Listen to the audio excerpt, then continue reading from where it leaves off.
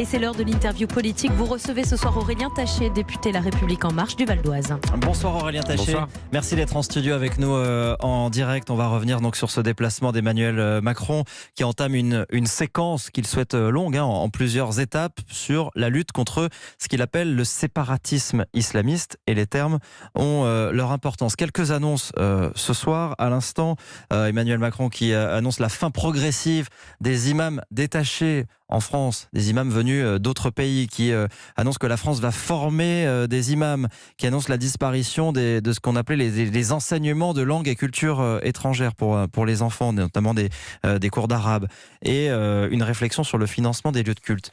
On en est encore à des grandes lignes de ce plan contre ce séparatisme islamiste. Vous êtes d'accord là-dessus ? Oui, bien sûr. C'est un sujet qui encore d'annonces très précises.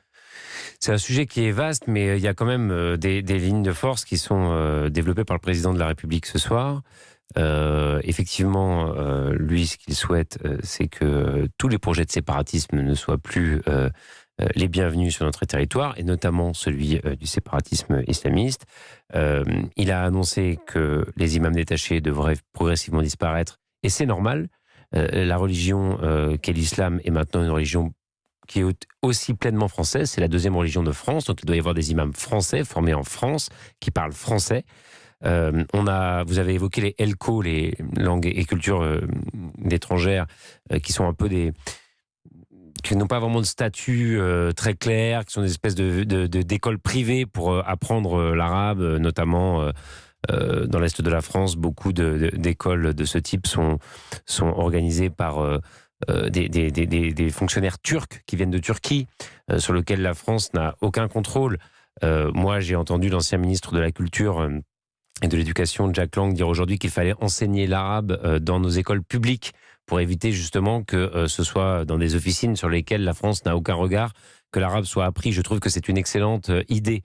Et puis ensuite, le président de la République a commencé aussi à dire d'autres choses sur un volet qui, moi, me tient particulièrement à cœur, qui est la question de l'éducation populaire, la question de comment dans les quartiers populaires, moi je suis député à Cergy, on a aussi des acteurs associatifs qui peuvent être présents et accompagner les jeunes qui se posent des questions sur leur religion, sur les relations entre les filles et les garçons, sur toutes les questions que se posent les adolescents, sur comment on peut s'orienter vers un métier, et qu'on donne les moyens à ces acteurs de s'implanter dans ces quartiers. Le président de la République a tout à l'heure annoncé 80 cités éducatives.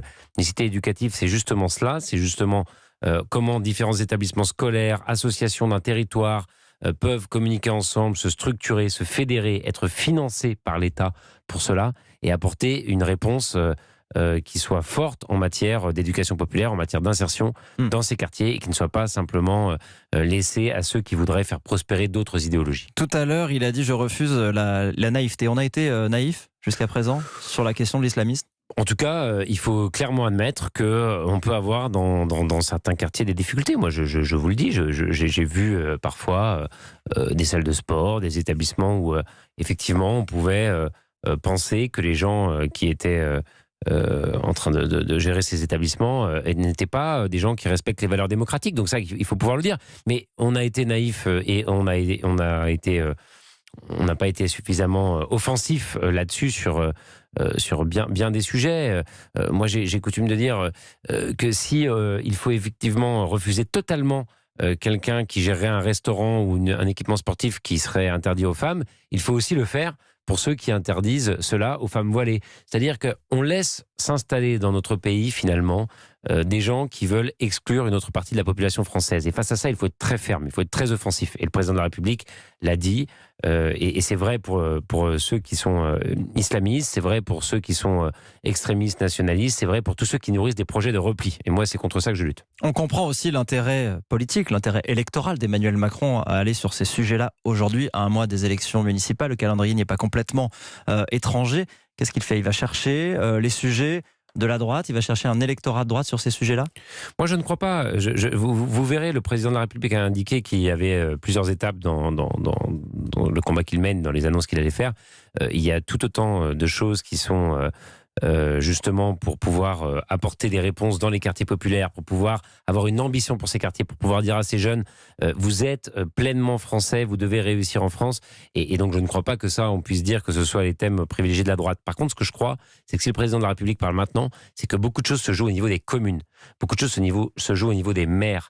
Et donc les élections municipales, effectivement, sont dans moins d'un mois maintenant. Et donc il faut pouvoir outiller les maires pour pouvoir à la fois refuser tous ceux qui veulent porter des projets de séparation sur un territoire et donc pouvoir leur donner les moyens de fermer ces établissements, de fermer ces équipements et en même temps de financer les équipements qui permettront d'avoir une offre différentes en matière sociale, culturelle, économique et qui permettront de dire aussi, que ces élus locaux puissent dire aux jeunes de leur territoire, regardez, l'État nous accompagne pour vous donner des moyens, pour vous donner la possibilité vraiment de mener vos projets à bien. Vous aviez, je précise que vous êtes LREM, député LREM issu de la gauche à l'origine.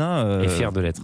Vous avez même été président de l'UNEF dans votre jeunesse, le syndicat étudiant. Vous avez participé au programme du candidat Macron sur la pauvreté. Est-ce que sur ces aspects-là, est-ce que la jambe sociale d'Emmanuel Macron aujourd'hui est toujours là et est-ce qu'elle est suffisante ? Bon, de toute façon, on ne va jamais assez loin sur les sujets de lutte contre les inégalités. On ne va jamais assez loin sur les sujets de lutte contre la pauvreté. Effectivement, moi j'avais fait des propositions dans le cadre du programme. On a beaucoup de chantiers qui vont venir sur ces questions. On a un nouveau ministre de la Solidarité et de la Santé qui vient de la gauche lui aussi, qui est socialiste à l'origine et qui, Olivier Véran, et qui maintenant reprend le flambeau sur ce ministère. Quelqu'un qui a porté des combats nobles, y compris sous cette mandature. Je pense par exemple au cannabis thérapeutique, je pense à des sujets de santé ou de solidarité importants. Donc on va continuer de se battre avec le gouvernement, avec les députés de la majorité pour toujours aller plus loin parce qu'effectivement la lutte contre les inégalités c'est un combat qui n'est jamais terminé. Au sein de la République En Marche aujourd'hui, ces sensibilités de gauche, elles sont encore entendues, on peut encore les exprimer ? Comme je vous le disais à l'instant, il y a un ministre qui vient de ces rangs-là et d'importance qui vient d'être promu.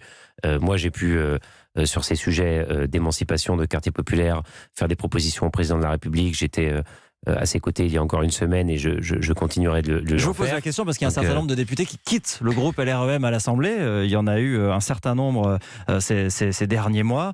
Pas toujours pour ces raisons-là. Pas toujours quand même, souvent parce que parfois ils étaient déçus de telle ou telle échéance locale. Moi en tout cas c'est mon objectif, clairement. Je réponds à votre question.